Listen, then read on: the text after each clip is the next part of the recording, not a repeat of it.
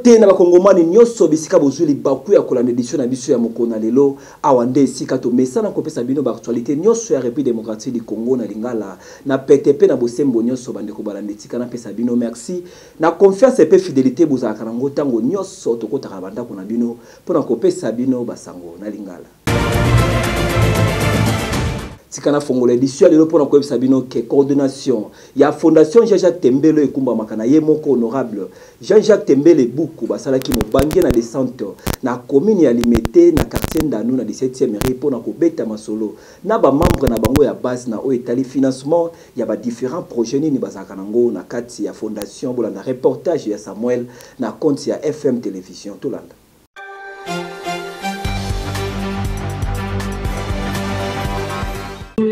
Azalaka na souci ya ba oya ye, azalaka na souci ya ba Congolais. Ye nani, ye molobeli ya bana Limete, honorable Jean-Jacques Tembele Buku, à travers fondation na ye, FTBJ, oyo kumbelaka masolo etali bien-être ya population, pe développement ya mboka Congo, ba kitaki na quartier Ndanu, wapi bakendaki ko lancer projet ya microfinance, oyo ekosunga ba mama pe bilenge basi po bakoma autonome na souci azalaka nango pona bana Limete na ye honorable Jean-Jacques Tembele elongo na fondation Tembele Buku Jean-Jacques baza déterminé ya kotambola na 14 quartiers ya komi ya Limete pona ba mama pe bilenge basi nyonso ya Limete baza la bénéficiaire ya projet oyo. Honorable Tembele na financement oyo akopesa biso na nzela ya fondation na ye et comme même un coup de pouce pour appuyer biso na activité na biso. Mais ko suka wana te. Si mana kopesa biso à côté de l'évolution na biso malé de nous évoluer après à cause on pour la deuxième fois pour na ko bankisa ainsi de suite. Yé a sengi na biso. A l'obité que non bongo kozwa ozongi cela moté a l'obité que non te parce que vous avez ma maman naïe, vous avez ma boti naïe, il y a 5 autres ambongo posons c'est la l'obité. Nathalie l'habité, le quoi sa fondation. Nambongo oyo kozwa en tant que maman. Peut-être que c'est que lobby oyo a cotiser, comment vous avez la difficulté à cotiser. Mais membre nyon sur la fondation a bengami, il y a quoi à cotiser chaque mois. Boyende ezalaka moto oyo babengi représenter ya peuple ezaye oyo azana souci pe motema malamu ya kosunga pe ko défendre population na ye na ba projet neti oyo ya microfinance pe ba projet misusu oyo ezokende na sens ya ko garantir bien-être ya population pe développement ya mboka mobimba batu ya boye baza muke na bakisasa oyo fondation Tembele Buku Jean-Jacques ata soki bato bandimi ba œuvre ya malamu bozo sala te nzambe na likolo ye moko aza témoin papa Jean-Jacques Tembele Buku umela na yo délai oyo ba konzi ya ville province ya Kinshasa ba pesaki pona ba propriétaire ya be pa famille tuka nyonso na ba venir na ville province ya Kinshasa et komi na suka bolanda reportage ya Torres Atibu.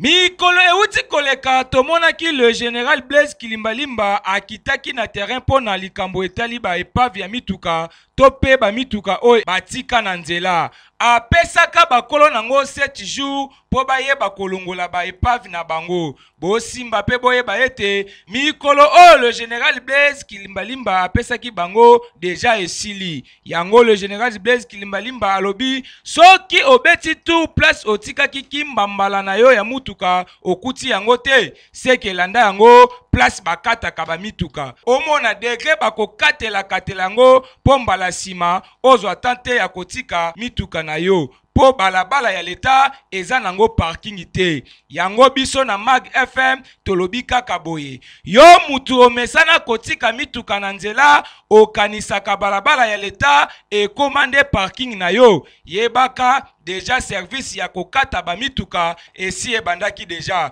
welisa po sino te okolela mutuka na yo epa ya le général Blaise Kilimbalimba ki salume banda. Garantie locatif oyo ba autorité ya ville province ya Kinshasa pe ya Congo ba fixa na 3 mois ya pamba kasiko kamwa kino lelo yo ba bayer to ba kolo mapango ba respecter mesure wana te bolanda reportage oyo.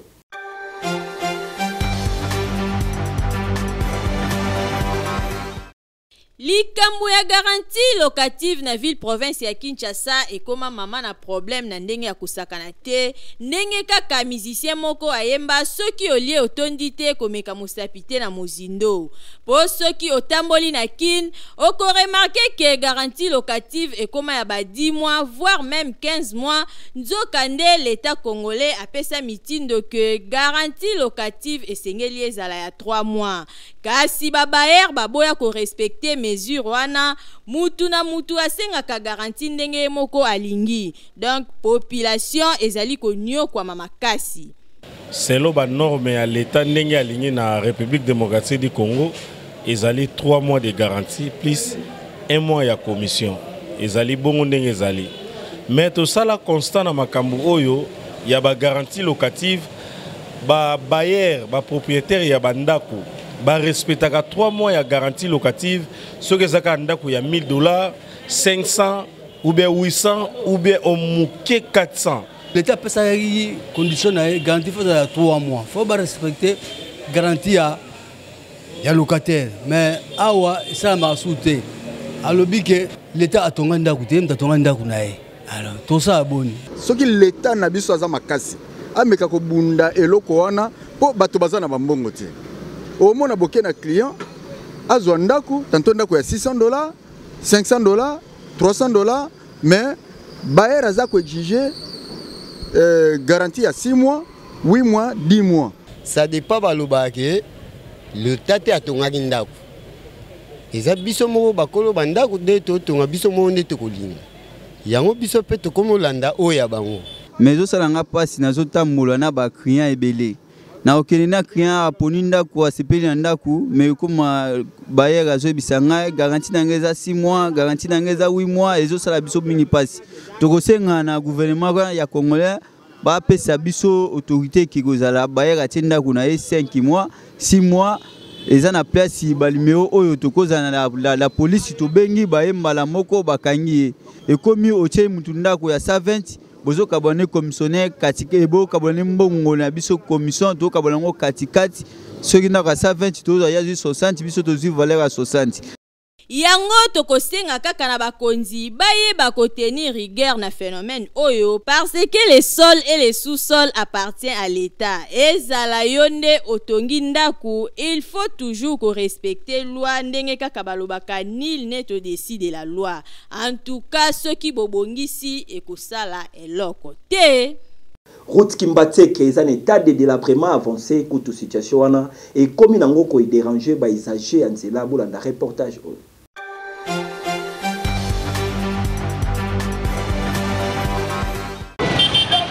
Commune ya Kimbateke eza commune oyo ekenda sango ebimisa pe ba député ebele kasi ko banda Sainte-Thérèse po okoma kaka na cimetière ya Kimbateke degré nzela ebeba nango na yebite to benga ngo nini mupanzi mususu kuna ba mama bakomisa na bango kutu wenze ya koteka bilamba tango bamonaki micro ya Mag FM bazangaki maloba te bakomunikaki boye nzela awa banda basundola nzela baye babwaki mabanga bakei elange bandi awa elange sili nzela esalamaka te biso mpe bamama tozwi nzela ngo tokomisa ngo wenze tokomoteka na biso na kati ya prince tokomisa ngo wenze bo biso tosala nini bayaka basalaka nzela wana donc tokenda inani donc 8 ans oyo nzela baosala te toyokaka bayosala nzela bayosala te nayebi te siko ndembula eluke banda boye population ezobima basuka wapi na ngai na sengi vraiment basunga biso ba petit peuple net ba coopéra to ambongo to transport biso mo ezate to tamana na transport ba taxi ba mitoto tambula na ba charge na 3 heures na ba coopéra mona staki na maboko tamso ya mukongo na ba coopéra to demanda ko biso kada pour 3 heures ka pour wala transport Papa gouverneur de la ville province de Kinshasa awa obandi musala papa bwaka pena nuliso koto oyo po degré population ya kote oyo bazali konyokwama toyebite soki bazalaka na province to na capitale po dossier ya nzela ya Kimbateke oyo ezokende mabe makasi. Importance ya nzete ya mbila ezalaka nini soko yebaka te to découvrir yango biso nyonso na élément oyo.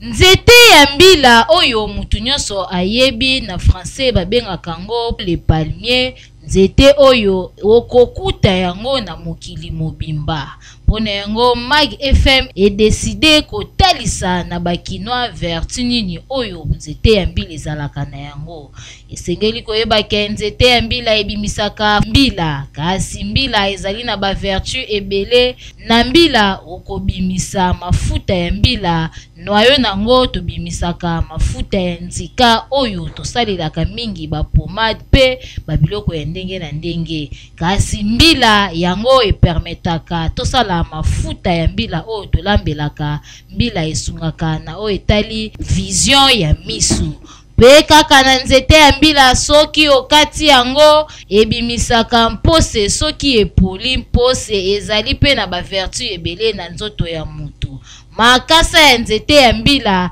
esungaka biso tobimisa kombo oyo tokombolelaka, pe kaka makasa wana tochaka yango lindalala soki matanga ezali to soki pe esengo ezali, basalelaka pe makasa ya mbila pona kotalisa pe esengo. Kasi nzete ya mbila ezalaka tellement motuya bo neglijaka yango te, esengeli pe na mapangu kolona ata nzete ya mbila po ezalaka kitoko. Kasi nzete pe ezali important pona nzete tozwaka pe oxygène na kati. Mag FM elingaki kotalisa bino yango boyebele yo muto yebaka te na banzi okangi.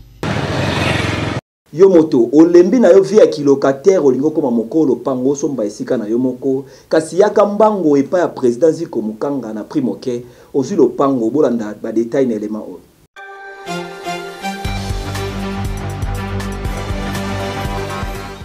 Toujours déterminé pour accompagner chef de l'État Félix Tshisekedi Tshilombo na vision na ye ya développement ya République démocratique du Congo. Président Ziko Mukanga Makile Lumumba akitaki awa na commune ya Maluku pour na ouverture ya quartier Mukanga 2 awa précisément na Menkaou na cadre kaka ya opération Koma Kolo Lopango. Souci na ye président Ziko Mukanga ezalaka Congolais nyonso partout azali alongwa na via kofutela azala na oyo yeye Lopango. Tina yango te opération Koma Kolo Lopango ekiti na commune ya Maluku pona yo Congolais. Lopango ezali koteka na $1500 ya pamba, Lopango ya 20 sur 20 opesi $500 na yo lokola avance oyo etikali okofute yango malembe botala bino moko ndenge ya kitaki na ba tracteur awa pona kofongola banzela ya quartier Mukanga 2 kwa planir nzela kitoko na supervision na ye moko Ziko Mukanga Kolo Congo. Ndenge bozali komona ezali na ngondo tote mwana ya Congo Koko Makolo Lopango ekomi muke grâce ya président Ziko Mukanga. Surtout awa na quartier Mukanga 2 avec paysage ya kitoko boye na cadre na yango mwana yakini fungola matoyi yoka. Ziko Mukanga azali ko organiser le 15 août oyo mobange na visite ya quartier Mukanga 2 pona kolekisa bino mapango. Kozanga te mwana yakini kozanga te memaka $500 na yo lokola avance. Zala na yango na poche ozala parmi ba première personne oyo bakozwa mapango na bango. Na même occasion Ziko Mukanga Kolo Congo Makile Lumumba alobi tirage au sort ekosalema pe 3 parcelles ya ofele ekopesama na ba oyo bako gagner na tirage yango. Pona ko participer na tirage au sort ezali simple. Les cas na bureau na avenue Victoire numéro 42 quartier Kaouka na commune ya Kalamu na deuxième niveau ya galerie Efra au komisa Kombo ezali ya ofele. Botana banzete ndenge ezali na mulongo banzete ezali partout, c'est-à-dire eza biloko moko kosala ebele oyo bino bako comprendre te, mais na lobi ete bana nyonso ya quartier Mukanga bakinois bato nyonso balingi président Ziko boyeba ete Koma Kolo Lopango ekwei siko na Maluku. Tolobaki malamu ete le 15 ya mois d'août, c'est-à-dire le 15 ya 8e mois nde tozali kosala mama na événement visite ya munene kozala awa ba autorité nyonso gouverneur bourgmestre ya Maluku bajoso bakoya awa tobiete visite ya quartier Mukanga D ekozala le 15 bande koyoso balingi baya transport ekozala ofele kolongwa quartier 3 na Masina na croisement ya avenue Congo na boulevard Lumumba tokotia ba bis ekozala ebele plus de 40 bis et comme ma bateau pour la visite le 15 na Kinshasa ba bureau ya Ziko Mukanga déjà et yabana sans oublier l'adresse mère, l'adresse principale avenue Victoire numéro 42 na deuxième niveau ya galerie Efra quartier Kauka commune ya Kalamu bonwe lisabo ya ebele le 15 août oyo mon bangen événement population ya ville province ya Kinshasa bazolela na likambo etali embouteillage na ville province ya Kinshasa ndenge kino lelo ezosi la kaka te bolanda reportage.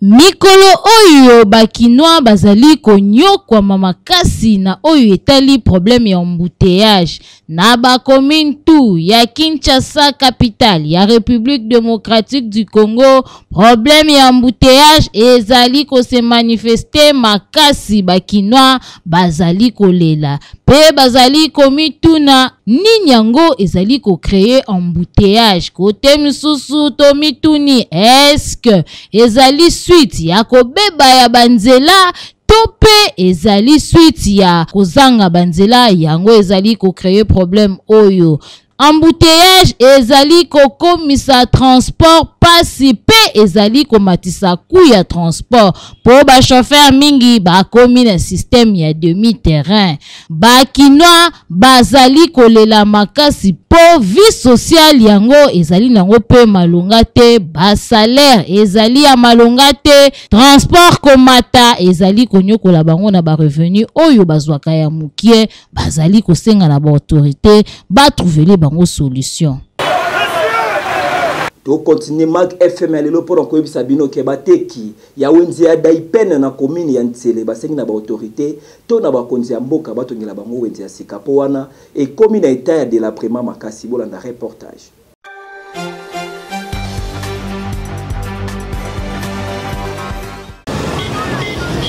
Caméra ya Mag FM ekitaki na wenze ya Daipen oyo ezalaka na komini ya Ntsele bino moko boyebi wenze oyo ekenda sango makasi a cause ya spécialité na bango ya koteka biloko bio, c'est-à-dire awa biloko nyonso ezali buka lelo lamba lelo ba pondo bozali komona esali 2 jours te 3 jours te lelo biteku teku epina awa pe batekaka biloko moins cher. Botala ndeti ba pastèque yo na munene nango kasi eza nango 3000 francs 2000 francs. Soki wozwi pastèque yo bomemi yango na ba commune mususu o tokoloba te okoyoka 10000 15000 kasi awa ezali kotekama na 3000. Bateki ya awa batekaka biloko na bango moins cher po bango pe basombaka yango na prix ya se. Kasi pasi ezali kaka ke awa bateki bazali kolela po misusu bazali na bamesa misusu bazali na bamesa te bazotanda biloko na se kaka ndenge bozali komona. Kena sa makasi peza Daipen isika Mobutu atika biso eloko eza na mwa avantage po pe toza na prince yango moni mwa koteka bakonzi nde bazoya boye bayebe basomi mwa biso ozomona minene po biso moko atosomba te nde baota musika baoye na mituka yango yo baosomba biso biloko yango avantage ya liboso yango wana awa vente eleka lisusu bien te nde tobanda koteka na ntango ya kala tozoteka na ntango ya kala komona tozoteka biloko na biso ezotekama bien lisusu ezotekama lisusu bien te tozomona clientele ebele me biloko siko ezotambola bien te. Il fallait basalela biso wenze bato mutu na mutu azala na esika na ye tozoteka bamisusu na mabele boye biloko ezotekama te place moko kaka elekani. Et on a sur le capot, ça la poste dans le consommation à la Daipen. Mais va préférer côté pour biloko côté de meilleur fraîche. C'est ça biloko moko oza que buki ka lelo, bote ki peka ka lelo. Donc mon ça va profiter ko les biloko za vitamine belé pour eza fraîche eza sika. Et vous mélitez to buki na blanca to côté kamba mutaza pour faciliter ko so. problème so toza nango a wenze penza ya malonga eza te tofofuleka na prince ndio momone tovandi kaka mais wenze penza eza te toza na posa ya wenze po tozwa moya koteka bateki ya wenze ya Daipen balobi na ba autorité babongisela bango wenze oyo po Mobutu Sese Seko atika bango awa bango bakokende sika mususu te kasi bakonzi babongisa bacha ba mesa ya kitoko oyo ko permettre mutu nyonso ateka na ndenge elongo bani surtout ko bazali koteka biloko ya kolia bino moko boyebi biloko ya kolia il faut teka mana ba norme pour la santé n'a pas de prix awa bateki bazali kosenga kaka na ba autorité bayoka mbela na bango po bango pe bateka lolenge esengeli boyebela tosukisa Mag FM ya lelo na elema oyo Fondation Malua ils ont préparé mon bangi na tournoi pour la catégorie ya bato oyo tobengaka ba albinos to pe bandundu a na ville province ya Kinshasa bolanda reportage oyo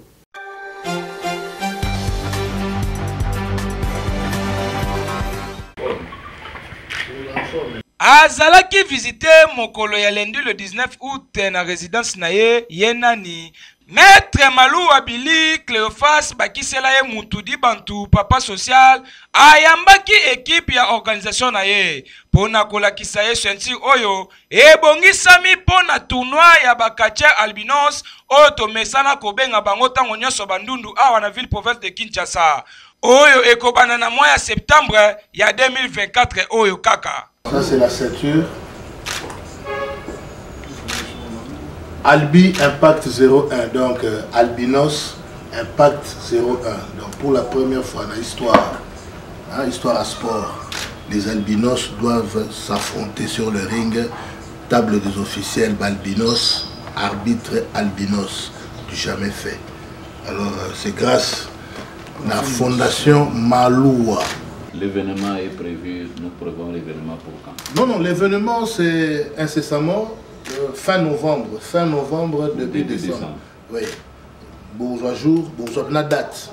Entre-temps, total, parce qu'il y a des albinos qui ont un agenda trop chargé, nous avons un catcheur, un maquilleur albinos, Mundele Pena maquilleur albinos à Outa Belgique, Moko à Outa Italie, Moussousou Oebi, à Outa Yakuza, l'Afrique du Sud. Donc, baroya, barozana biso, awa pena nagati mboka RDC.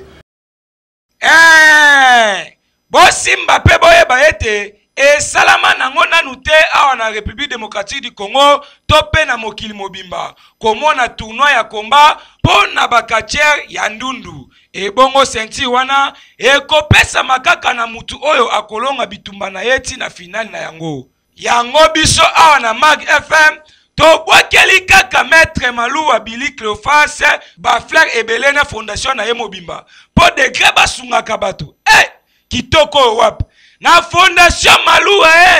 kese na kese e bongo Maître Abili Cléophas bakisela ye mutudi bantu papa social azangaki maloba te tango amonaki micro ya Mag FM apeselaki boye. Tokomi na suka édition ya mokonalo kasitopesi mbote na mama Aniki Timanzuzi ya Jemak batoto ya Kindu Maniema pe na génération mama Aniki Tima balobi bango nyonso na sima na yo poyo tikaka bango te bande ko balandi soki bosepela ki bopesa merci na équipe rédactionnelle pe équipe technique ya FM télévision bopesa pe merci na Torres Atibu ozaki na sima caméra bande ko balandi tokutani mokolelandi soki kolo yesu mwana nzambe azongi te